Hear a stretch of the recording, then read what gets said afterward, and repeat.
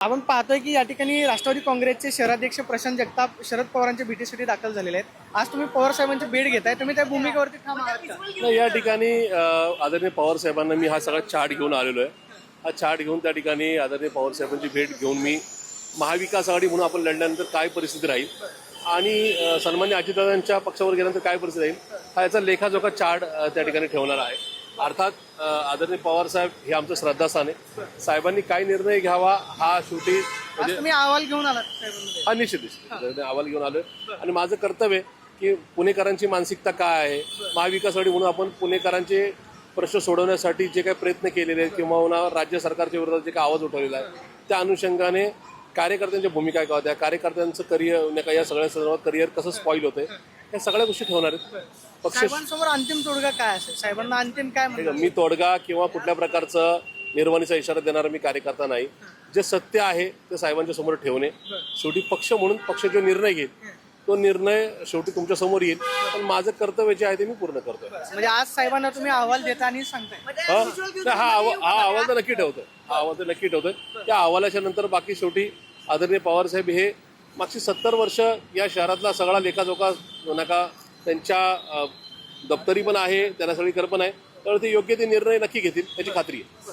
आता साहेबांना मनामध्ये भेटताना काय असंख्य प्रश्न आहेत का की काय आतापर्यंत तुम्ही प्रसारमाध्यम आताची सद्यस्थिती आता माझी प्रमाणे 43 ते 45 दिवसावर निवडणूक आलेली, अशा परिस्थितीमध्ये जो काही निर्णय घ्यायचा तो पुढच्या 2-5 दिवसामध्ये त्यांनी घ्यावा, म्हणजे पक्षाने घ्यावा। त्याचं कारण आहे त्याच्यामध्ये कुठंही नका पक्षाचं म्हणजे आणि महाविकास आघाडीचं पर्यायाने पुणेकरांचं काहीतरी वाईट होऊ नये किंवा वाईट म्हणण्यापेक्षा या सगळ्यामध्ये अधोगती होऊ नये एवढीच माझी विनंती राहील। आपण पाहतोय की प्रशांत जगताप जे आहेत ते शरद पवारांच्या भेटीसाठी पोहोचलेले आहेत। आपण पाहतोय की हातामध्ये त्यांच्या कार्य अहवाल जो आहे तो आपल्याला पाहायला मिळतोय। जर अजित पवारांच्या राष्ट्रवादीसोबत गेलं तर मग मात्र नक्की काय होऊ शकते? आपण पाहतोय की ही भूमिका या ठिकाणी प्रशांत जगतापांनी मांडलेली आहे आणि कोणत्याही परिस्थितीमध्ये राष्ट्रवादीसोबत जायचं नाही ही भूमिका आपण पाहतो की त्यांनी घेतलेली पाहायला मिळते। आणि सध्या प्रशांतराव जगताप जे आहेत ते शरद पवारांच्या भेटीसाठी या ठिकाणी दाखल झालेले आपल्याला पाहायला मिळत आहेत।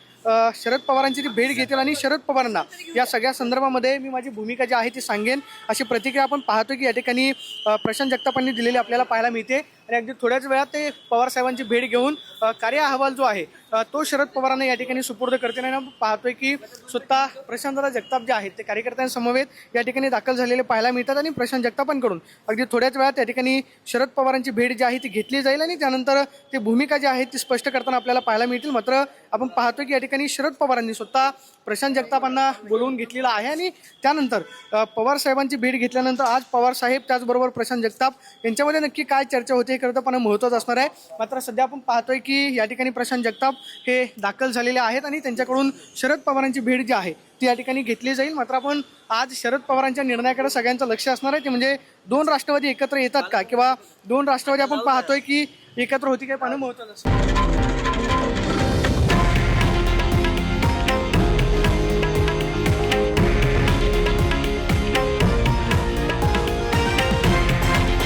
हे आहे देशातील नंबर 1 न्यूज नेटवर्क आणि आपण पाहत आहात TV9 मराठी, एकमेव।